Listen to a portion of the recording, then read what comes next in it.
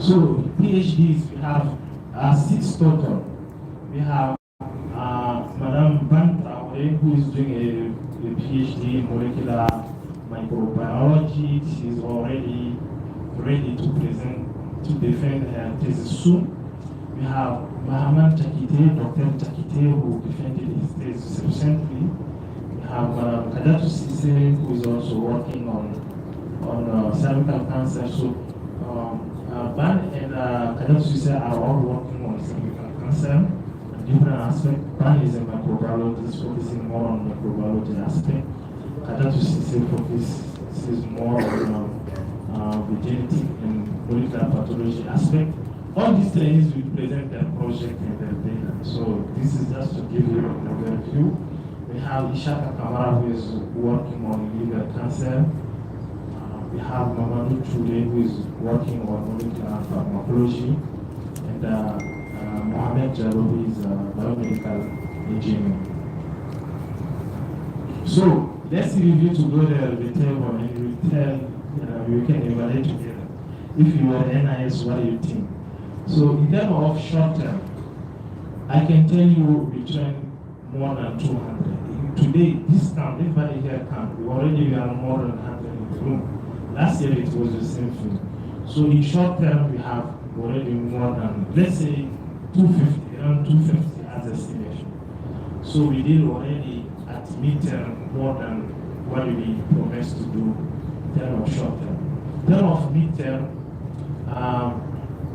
we accomplished 6 out of the 9, and we still have 2.5 years to go. So we are on track to achieve the 9 midterm trend. So in terms of long term, we are already at 10, and we promise to do 6. So what do you think? So I think we should congratulate the team for that great achievement. Good job. So I want to stop here summarizing that I think you agree with me that we have multiple projects ongoing under the D43, focusing on infection-associated cancer, and it includes a broad range of cancer, which is great for a team that is just starting. If we had to focus on one cancer, it will take a long time for us to get where we want to get, but this opened the door for us to do multiple things together, which we need. And many countries and collaboration have been established already, as you can see in Nigeria, Burkina Faso, and other countries. I have to mention that Jonah, Nigeria, is a participating program in mentoring, because when we started this program, they were way ahead of us in terms of experience. So they had another D43 from 10. So we learned basically from them how to establish this program, and they are really helping us in terms of mentoring and managing the program. So the overall goal for us really is to build a team, to build capacity, as I mentioned, to make sure we have a lot of collaboration. Research has to be collaborative. So, and that's the key for our success. We are also focusing on cutting-edge laboratory techniques. That's why we have Attila here. And I can tell you already that we are working on getting digital PCR. I think Ifan already, I'm making Ifan to promise that for you. But I think we will work on that. And digital PCR, that's an example, is really a new technology, very advanced. And those are the kind of things we think we need to make the difference, to make sure we do more basic science and apply clinical research on those diseases that have a high impact in our community. And we also want, at the end of the day, to be able to influence what happened clinically in terms of policy-wise, and in terms of protocols to use to take care to patients. So I will stop here by thanking everybody who participated or who were involved somehow to this program. Thank you. Thank you very much, Mahmoud, for the recent presentation. Now we stand for the question. Also, but you can take a list for question. Les étudiants, est-ce que vous avez des questions?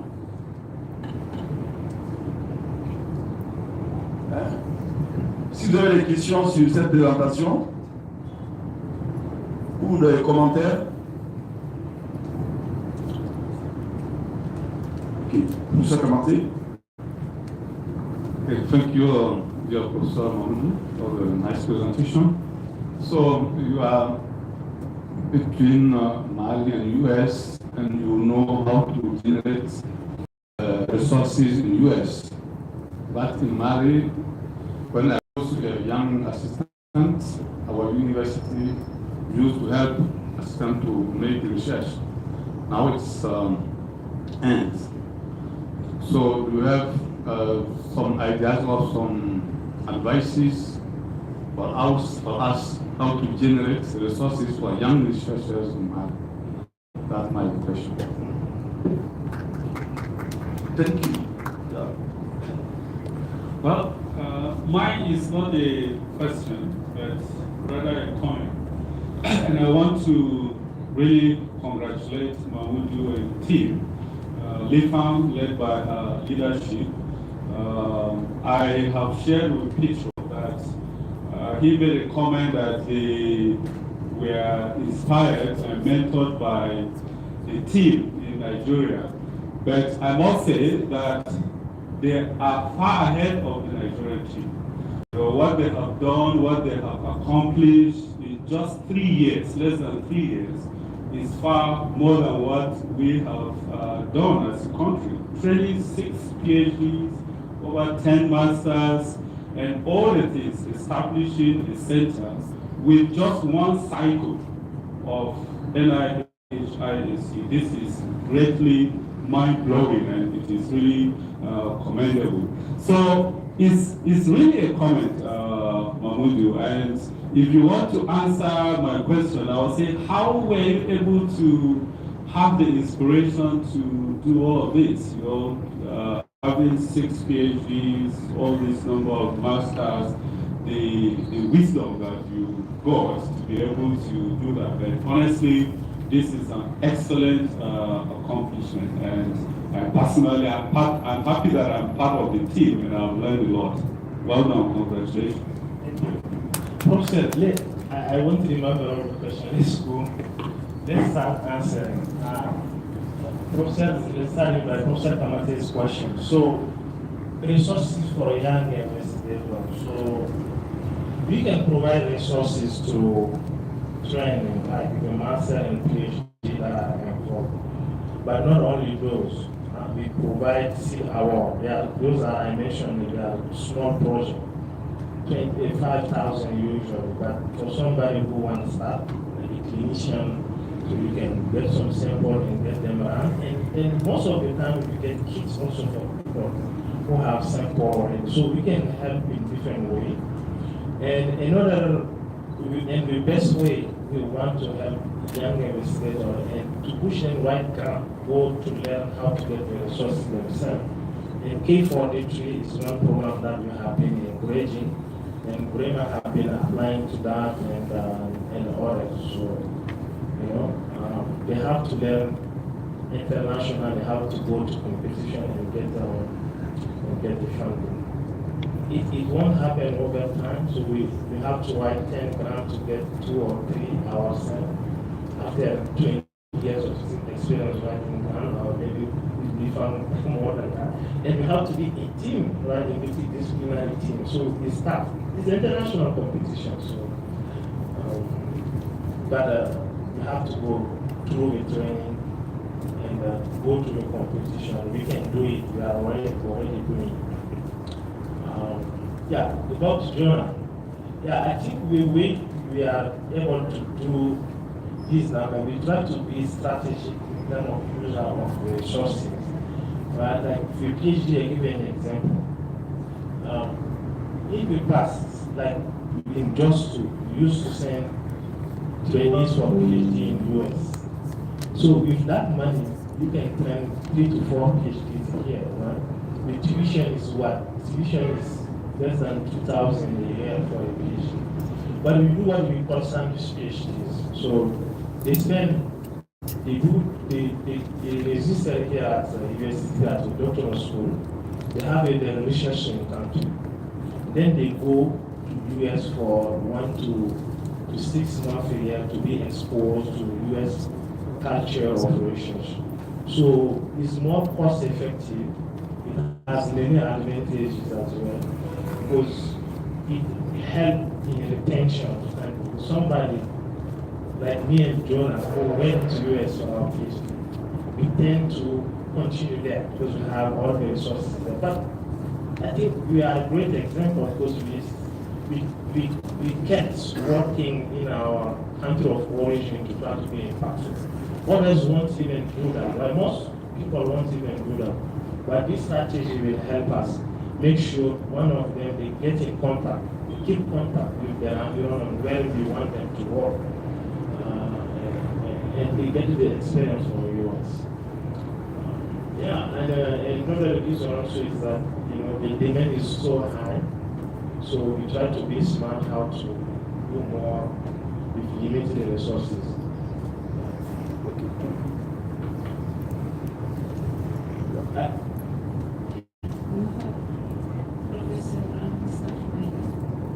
Hello.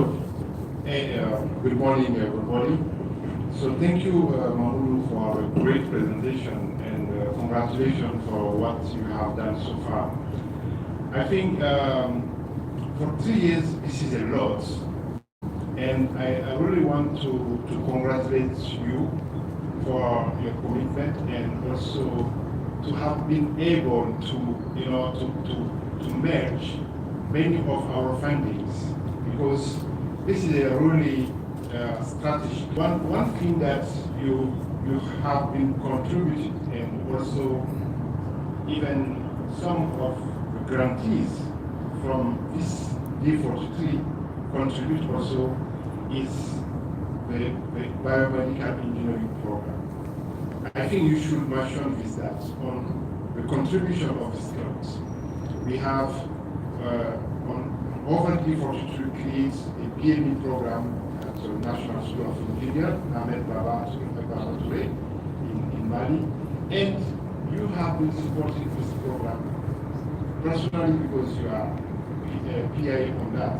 But some of these grantees are also working on this program. I think you should mention this. Thank you so much. Thanks, Alan, for your comment. Yeah, I agree. And one of the PhD is a PhD in biomedical engineering by Mohamed Jaro, who is going to present his project. So it's a collaboration also between the D43s in Mali.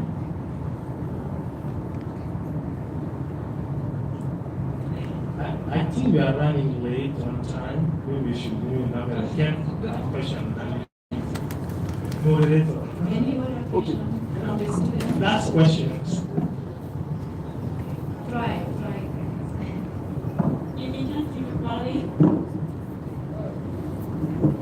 Students en faculté of medicine and pharmacy. They don't have to. Yeah, they don't have questions. Okay, thank you. Thank you very much, Mahmoud. Now it's time for the presentation. The first presentation is about the epidemiology of liver cancer. That's Ishaka. The floor is yours for this presentation.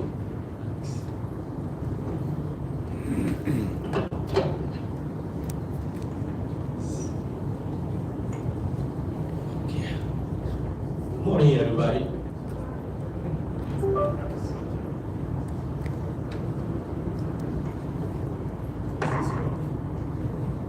Good morning, everybody.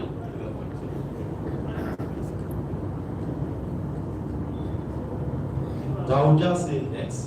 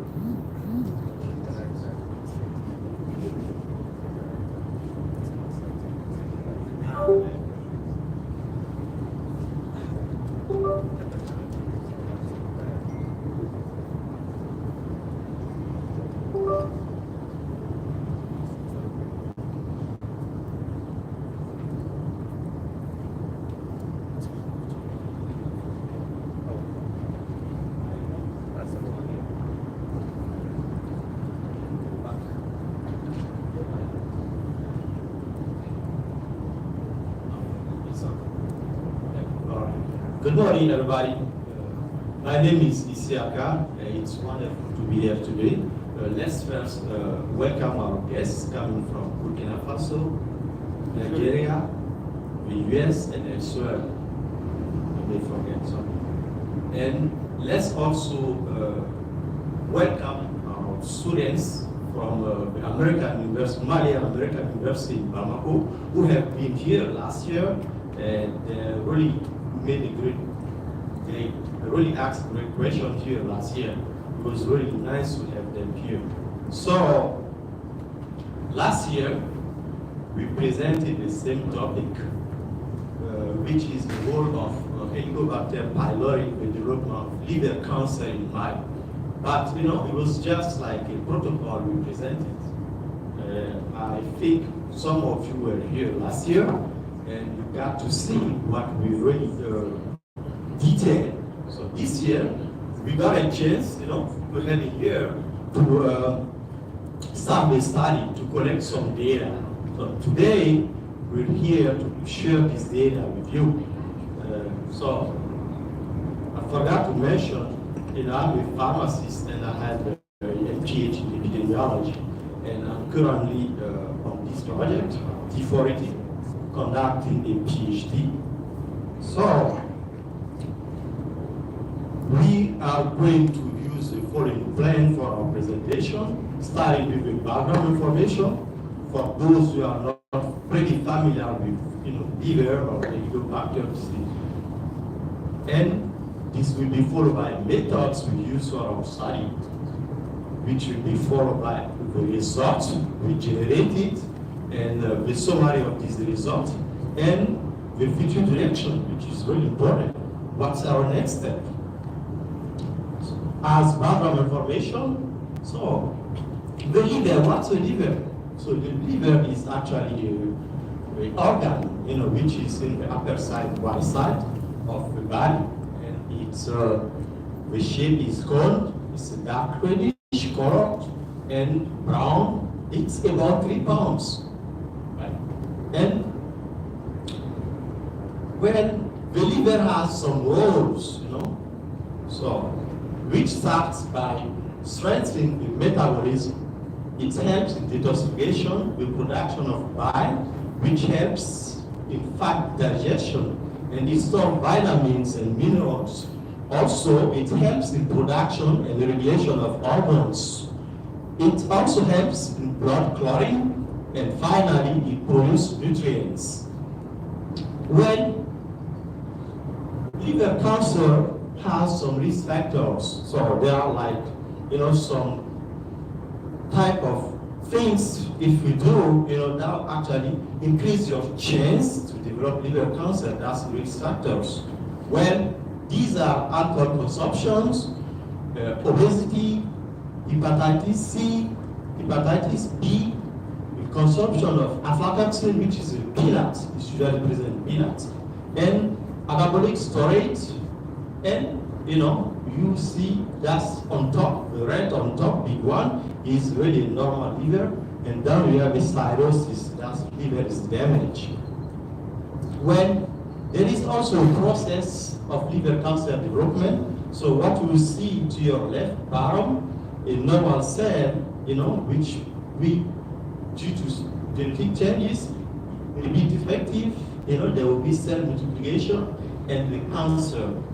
And you see on top a normal liver and a liver damage, cancer liver. Well, what's Helicobacter pylori?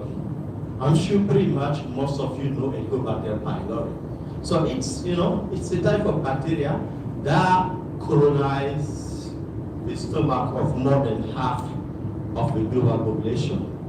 And well, there may be some possible implication of H. pylori, usually the virulent strains, in hepatobiliary diseases. So that's, you know, that's some new information we're going to detail later. Well, in the bottom, you know, you will see that to your left, that's how the bacteria looks like. And then, well, with interrogation mark is here. We're going to find out whether there is a relationship between like H. pylori and the liver cancer.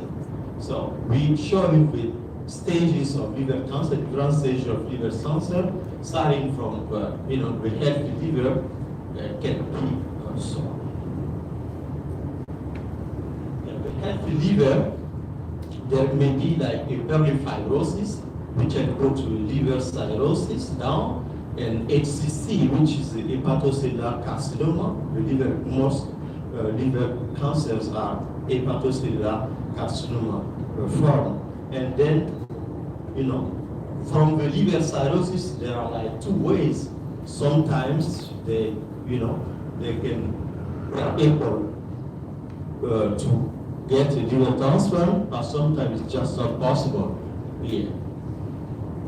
And when coming back to the bacteria H. pylori, so in Africa, Helicobacter pylori actually has the highest prevalence. It's about 70.1%. And like I was saying, some studies found that some of the strains are virulent, are non-virulent, starting from KA, VA, OEM to CTKA.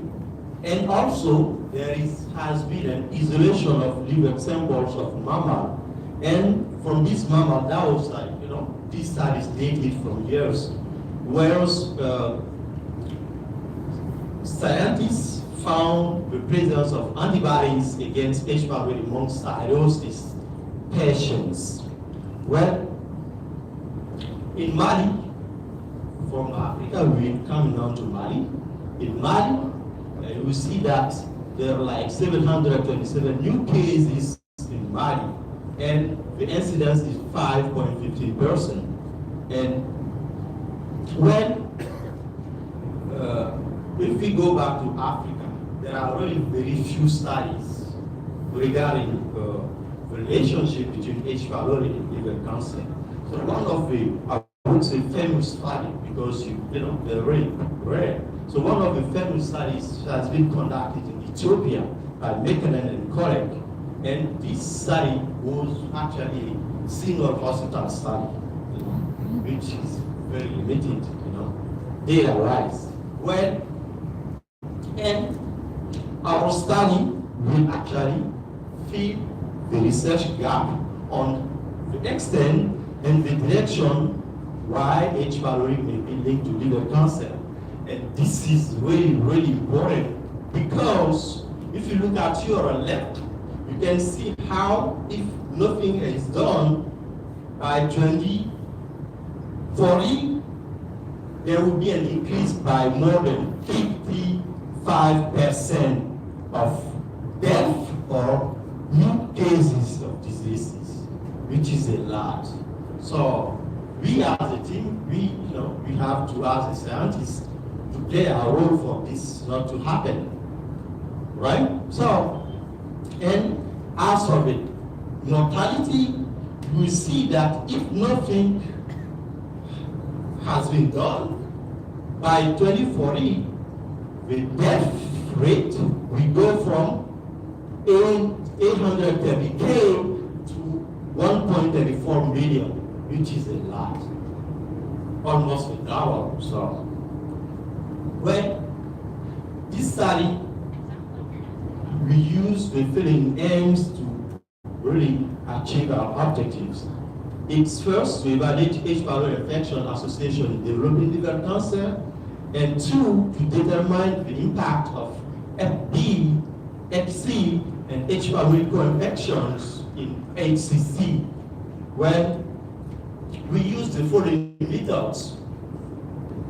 So, this study is actually a cross-sectional study, and participants were enrolled from two hospitals in Mali. One is one of the biggest hospitals in Mali, and this hospital actually holds the National Cancer Registry, meaning that they would capture most of the cancer patients in Mali. And the second cancer the second hospital is one of the major hospitals that also diagnose most of the cancer cases in Mali. So that's the rationale why we use these two hospitals to capture most of the liver cancer patients. And we perform clinical examinations as well as laboratory tests. And the IgA tests were also conducted for H. pylori strains. And finally, this study has been approved by the university here in Mali, USCTD, IRB committee. And we see to your right, how we detail this cross-sectional study, where we actually look at H. pylori strain among HCC patients and to the fibrosis F1, F0 miracle. Fibrosis F1 and F0, fibrosis F2 and F4, and then we got controls which are like healthy patients. And for this study, were included in our study HCC patients and fibrosis F0, F1 to F4 patients, age 18 years and older. And cases were diagnosed within the past 2 years and reported in the 2 hospital council registry. Well, this is very important because in Mali, the survival rate is very low. The survival rate is very low, so it doesn't need to go to 5 years. 2 years would be really enough time to, And then controls are patients with no HCC and no fibrosis. Finally, we're excluding for our study extrahepatic malignancies patients and patients unable to give consent form.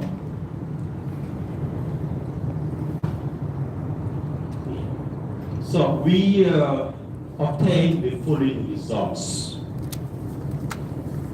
by using the descriptive statistics, some demographic information, patient characteristics such as age, educations, sex group between the 4 groups, and we evaluate the statistical differences between groups, or partially using the statistical analysis software. Well, the first result is you will see that among HCC patients, the mean age was 48.5 years, like compared to other patients where mean age is really low. And for the IgA test, we can see here that HbA positive, we found that 55% of liver patients were like HbA positive, which is one of the strains. And if you go a little bit above, go here, see it's 35% of liver cancer patients as compared to controls, the difference is really high.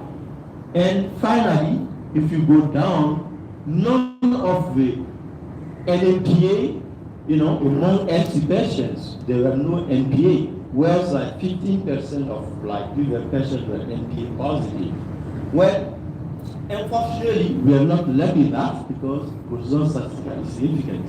So, meaning that we need to increase our sample size to see if there will be like a statistically significant difference. Well, and for the IgG test, we found that BACE was positive for 95% of control, while it was just 50% for cases, which is really high. And GDP positive among 80% of control versus 40% of cases. And this one was statistically significant. Well, for our last results, we generated where it was about like HBS antigen, HBC, HBE, and ACV. So you can see to your right in green color that 35% among HCC patients, 35% were positive, and you also see bottom HBE antigen, you see that 75% were negative to HB antigen, as compared like to the fibrosis F3, F4, F0, F1, or LC, you know, the difference is really high. When we summarize our data, it's really a preliminary data. So we summarize it as strengths and weaknesses. From the strengths, several hypotheses can be maybe deducted here. So the first one is vacuum and DGT may play protective role in the development of liver cancer. We don't know yet because the sample size is very small, you know, but it's a good sign. And HbA, ProEL, and IB are higher in HCC patients compared to control. So we cannot say that they're like kind of risk factor because, like, you know, it was not statistically significant. We can't really conclude that yet. We need to increase the sample size to see clearly, you know, if there is a statistically significant difference or not. Well, this leads us to the following weaknesses.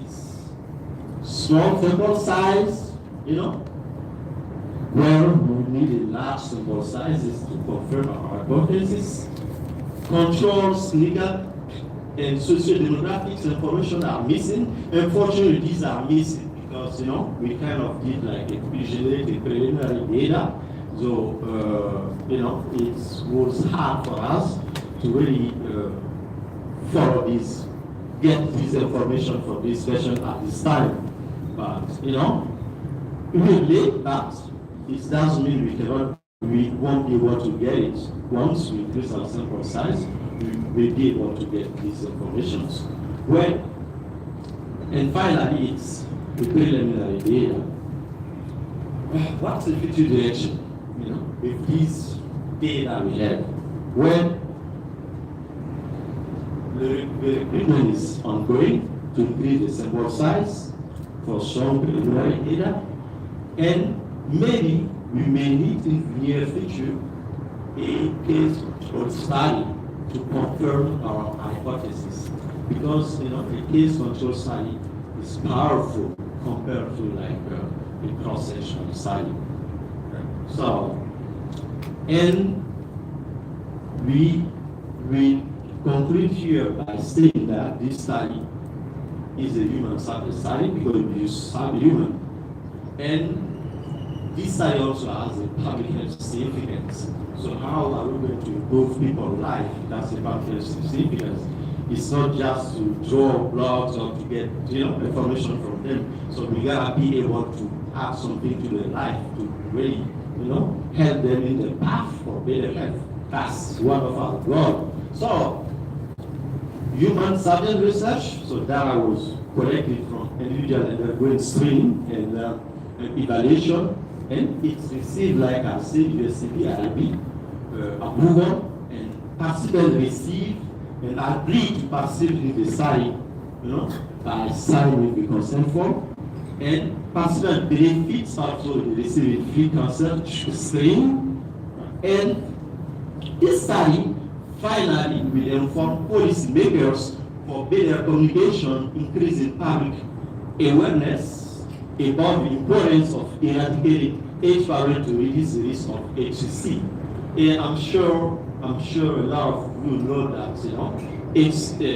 pylori is also involved in you know, stomach cancer, but, you know, it's not enough if we add also liver cancer. It will be a better information that will really help clinicians to be more engaged to eradicate Helicobacter pylori.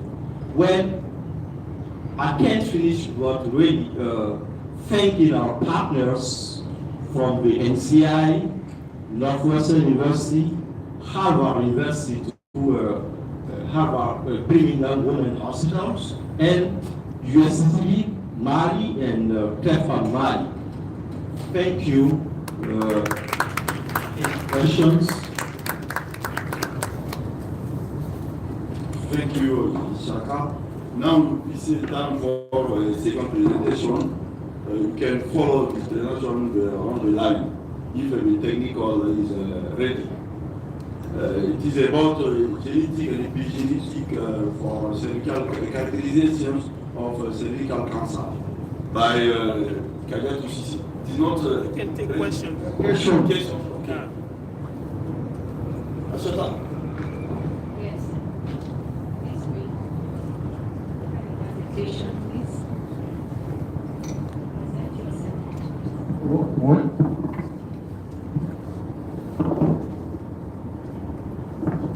Good morning, my name is Awakuyaki.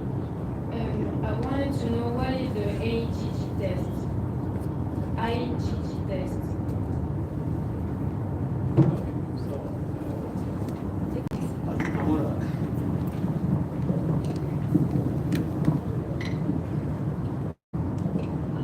Okay, Kumari. So IgG is actually it's an immunoglobulin G, so it's an antibody. So it's like if your body gets like infected, it's like your body actually has a soldier. We call them soldiers who really try to protect first your body before you take any other medication. That's IgG.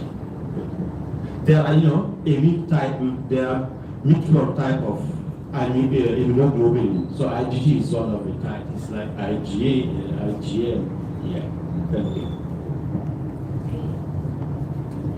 Good morning. My name is Sidibe. I'm in first year pharmacy in Obama. My question is: are there any plans for further researches to explore the role of H. pylori or other factors in the development of liver cancer in man? Are there plans for further researches to explore the role of or other factors in the development of liver cancer in man? Sure. Thank you for your question. This is really important. Globally, to get funds, research is really about like finding solution for problems. If there is no problem, you don't need a solution, right? So, yeah. So globally, it's known, like I told you about, like these factors. Things that cause cancers. There are like things that cause cancers. There have been a lot of studies about this. A lot of studies. So if you want to really get money, to conduct research in this, it will be very difficult because information is already here. Everybody knows that drinking alcohol you can get liver cancer. So why would somebody will waste his, resources, money to do that? Except if there is maybe, you can develop like maybe different assets that is not, that has not been done. So we are, so we are actually doing for Helicobacter pylori because it's a hard topic. There are like very few researchers in the world that are really conducting this because there are like some, new information, like I would say tough information regarding animals data. So that is why we extend it to human to see, if really it makes sense of like, there is like a relationship between this bacteria and like cancer. Yeah. Thank you.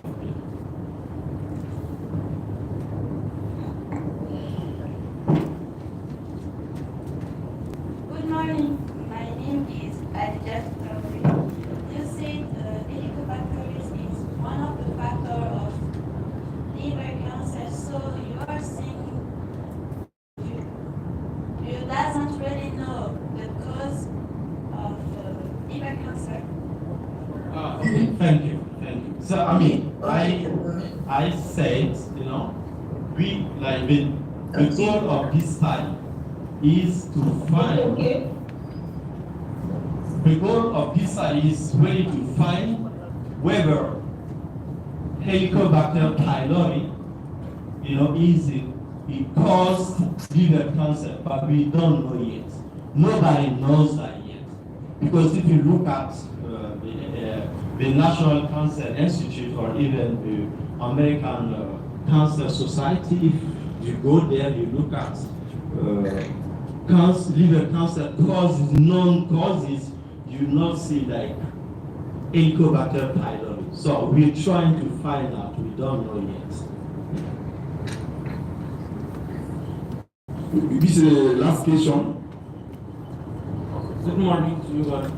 My name is sir, I want to know why people under the age of 18 are not part of inclusion criteria. Great question. So, like, if, I'll just give you an example. Like, if you want to get a driver's license, if you under 18, you cannot get it until, we go get your parent consent from your parents. That's the same thing for like research study. If you are a minor, you really cannot say by yourself, you consent or not. You gotta go ask somebody.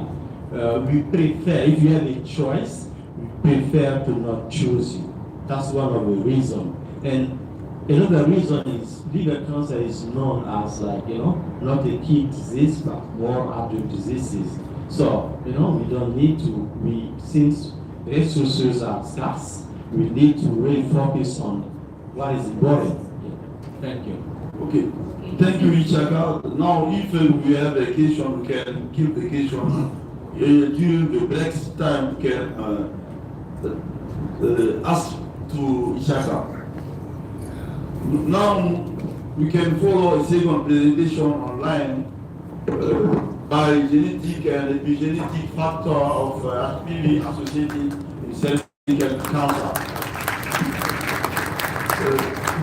This is a presenter of the second candidate PhD, Madame Kadia Toussissé. If she are ready, she can start. Kadia, are you ready? Yes. The floor is yours. Okay. Hello everyone. My name is Kadia Toussissé. I'm PhD student and I'm working on genetic and epigenetic factors of HPV associated in cervical cancer in Mali. So I will present my thesis protocol. This is the plan. In introduction, cervical cancer is the fourth most common cancer in the world, accounting for 6.5% of all female cancers.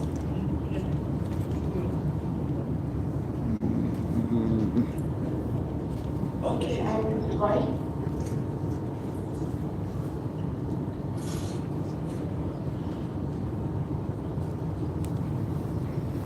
So the connection is bad. Okay. In introduction, cervical cancer is the fourth most common cancer in the world, accounting for 6.5% of all female cancers. And it is the second most common female cancer in Mali, with a prevalence rate of 29.15 per 100,000 residents. About the incidence rate worldwide, it estimates number of cases is 550,000 per year, including a rate in 36.4 in Mali. According to the mortality rate, we are, according to Globocon 2020, 342,000 women, or 7.7%, died from cervical cancer, including 28.3 about the rate of Mali. The study have shown that persistent HPV-HL infection is the cause of precancerous lesion that often regress but can also progress to cancer. And a limited response to HPV related to the genetic makeup of the host may also increase the risk of cervical cancer. For a better management of this cancer, it is essential to know the different molecular aspects of the virus. Genetic factors appear to have a significant influence of the carcinogenesis of cervical cancer. However, mutation in genes involved in the synthesis of cytokines such as interleukin-10 appear to be strong predictor of cervical cancer risk, and interleukin-10 is an essential cytokine for inflammatory modulation, anti-inflammatory role. Several cell types are involved in the production of this cytokine, including regulatory T cells, Th1, B cells, etc. When interleukin-10 is mutated, it inhibits cell-mediated immune responses and inflammatory reaction. This promotes carcinogenesis by limiting the development of adequate anti-tumor response against tumor cells. The importance of the interleukin-10 genes in controlling immune-mediated disease response has led to the discovery of numerous polymorphisms in different portions of the gene, including the promoter region. The majority of genetic polymorphisms identified as single nucleotide polymorphism. So, we are also the environmental factors, epigenetic. It is the process governing gene activity without affecting the DNA sequence. Unlike the genetic code, whose mutations are irreversible, the modification resulting from epigenetic phenomena are potentially reversible and vary according to the environment of the cell. So, about our general aim, we can evaluate the influence of genetic and epigenetic markers in the occurrence and development of cervical cancer in Mali. In specified aims, we can first characterize the clinical and pathological phenotypes in patients with cervical cancer. Secondly, to determine the genotypic frequency of HPV subtypes. Thirdly, to assess the association of interleukin-10 polymorphism with the occurrence of cervical cancer in Mali. And fourthly, to evaluate DNA methylation status. For this, we are in inclusion criteria. All patients between 18 and 60 years of age coming in consultation or hospitalized or having a clinical aspect in favor of the cervical cancer confirmed by anatomic pathological examination will be retained in this work. In non-inclusion criteria, any cervical pathologies and all participants under 18 years of age for whom clinical and anatomical data are unavailable or incomplete will be excluded from this study. About the recruitment of participants, 250 women with a confirmed diagnosis of cervical cancer and 250 women from the general population will constitute our target population in this study. HPV typing in the participants, and we can study of interleukin-10 polymorphism and cancer occurrence in patients. And at the end, epigenetic studies on 10% of confirmed cases. About our material and medium, gene expert or and ATILA can be used to genotyping HPV from vaginal swab to know the HPV strain distribution PCR-RFLP can be used to determine of genotypic and allelic frequency of the tripolymorphism from whole groups to know the distribution of overall interleukin 10 frequency in participants, determination of the cervical cancer list. An Illumina EPIC array can be used for epigenetic studies from biopsy specimens to know exactly wide distribution of different genetic mutation, determination of hotspot of cervical cancer association. The data will be entered in Excel. The analysis will be done with SPSS software. The Q2 test will be used to determine if an association exists between the variables and a significance level less than 0.05 will be considered statistically significant.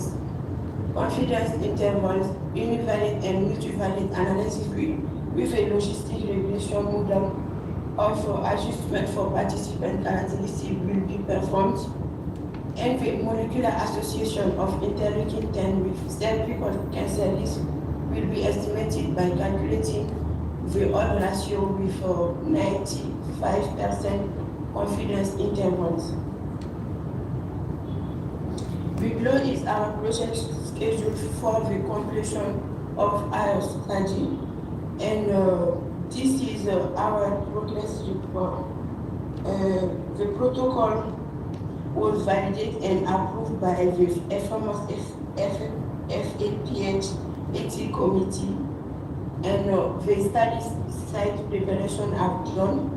The collection of samples, we have 124 cases and 254 controls. About extraction and purification of DNA from wood blood, we are 18 for cases and 254 controls. And about HPV typing, we are 30 for cases and we finished for controls. We are exactly 250. And about interleukin 10 essential genotyping, we don't start for cases, and we are 163 for interleukin 10, 592, and 193 for interleukin 10, 819. About epigenetic and molecular investigation, we are exactly 30 cases and 30 controls. The statistical analysis is in progress, and about scientific articles, we are one article has already published on lack of association of 670 methyl tetrahydrofolate reductase for polymorphism with breast cancer risk in Mali.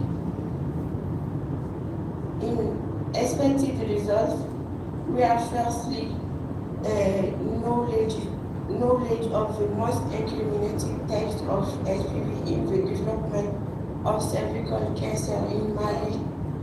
The individuals with this mutation are likely to develop cervical cancer. If we found that there is no link between the polymorphism of interleukin 10 and the occurrence of cancer, it means that these polymorphisms don't exist in the Malian population. And at the end, we can detect epigenetic biomarkers to develop new molecular biologic techniques in the diagnosis of cervical cancer in Mali. Thank you for attention.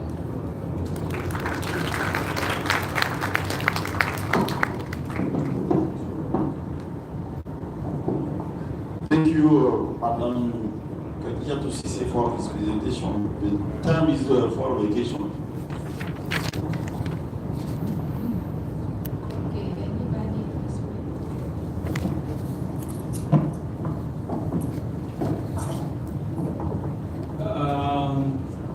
Thank you very much and congratulations, candidate too. Just a quick question. You don't have to provide the answer, but probably think about it. In your own opinion, or in the work that you are doing, both literature and what you have found so far, what do you think is the function of interleukin-10 in cervical carcinogenesis? You know, so since you are investigating that, I just want to find out from you, what do you think is the functional role of that interleukin-10 in the process of cervical carcinogenesis? Thank you. Okay, thank you. Interleukin-10 gene in control the human mediated disease response has led to the discovery of the numerous polymorphisms in different portions of the gene, including the promoter region, and it has the inflammatory anti-inflammatory role about cancers.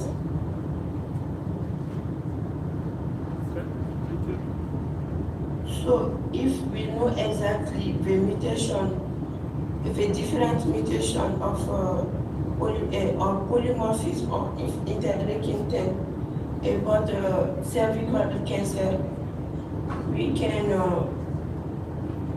use a specific technique to diagnose early.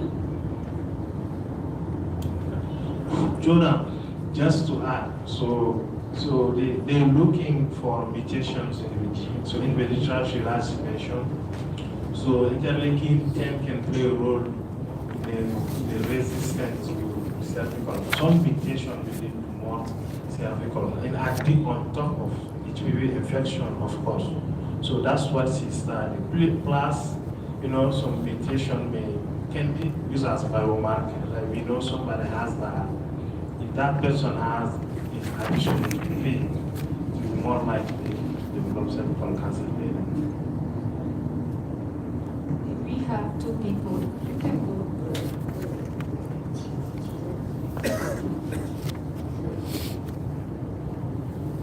Hi everyone, my name is Delika Zawara, and my question is, why is it important of studying genes and epigenetic marks in cervical cancer? Okay. Interleukin-10 can know exactly the determination and it can know the risk of cervical cancer and the different mutation, the different allelic and genotypic mutation in the gene, so we can know exactly the risk about cervical cancer.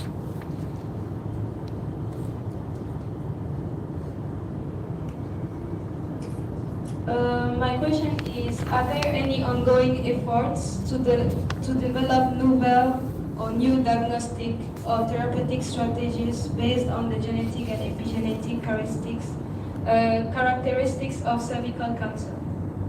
Are there any ongoing efforts to develop a new diagnostic or therapeutic strategies based on the genetic and epigenetic characteristics of cervical cancer? Yes. If we know exactly the biomarker, we can develop the new technique and diagnosis strategies. Okay, I want to add something. My name is Yaya Kasoge. Okay, it's important sometimes to know the genetic profile and epigenetic profile of cancer in order to better understand how the cancer behavior and how the cell, okay, and also allow to determine early biomarker associated with development of the cancer. If you know at the early stage this biomarker, you can anticipate the treatment option. Okay, thank you. Other question? Yes. My name is Maria Kulibali. You talk about mutation, right? And you say liver cancer can be mutation can be cause of liver cancer, right? I have a question. If a woman have a liver cancer with mutation, and can her children, if it is a boy, will be affected by the mutations of liver cancer? Liver cancer. Ishaka? Please, please, can you repeat again your question? Because cancer in general is multifactorial disease. We don't know the exact cause of any cancer, but we have many factors that can play a major role in the development of cancer. Okay? Now, if you have a special mutation, so you can anticipate from your inside to make effort and to avoid any other additional factors. Okay? If, for example, if you have you are talking about liver cancer, at the end of the stage, you have many mutations. But for the first stage in development, you have to avoid to consume or to use alcohol. Someone who has mutation, in addition to the consumption of alcohol, you can have more risk to develop liver cancer. Okay? Last question. Okay, this is the last question before breakfast.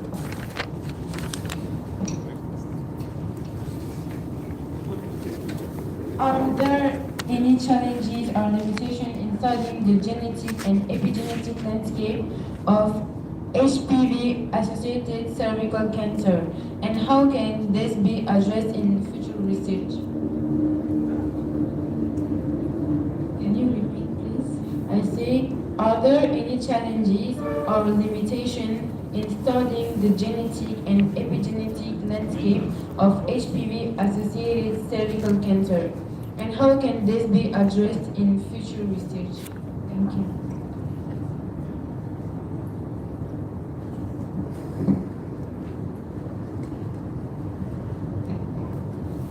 Okay. I think there is many challenges. Okay. Can you go ahead, please? The mentor is wants to answer all the questions for the patients. He's defending his candidate. Can you go ahead? Okay. The challenge to study the epigenetic and genetic factors associated HPV in diagnosis of cervical cancer in Mali. We said we can develop the new diagnosis and technique strategy. It can also know exactly the different mutation in Malian population about SNPs of interleukin 10.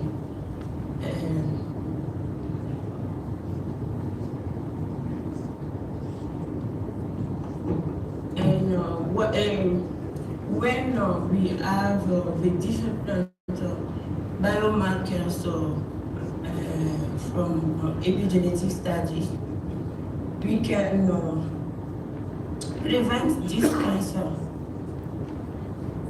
and it contributes to reduce the incidence of cervical cancer in Mali. Okay, thank you all. Now is the time for coffee break. For what time? 30 minutes. Yes, okay. come back at 11 a.m. Thank you, everyone.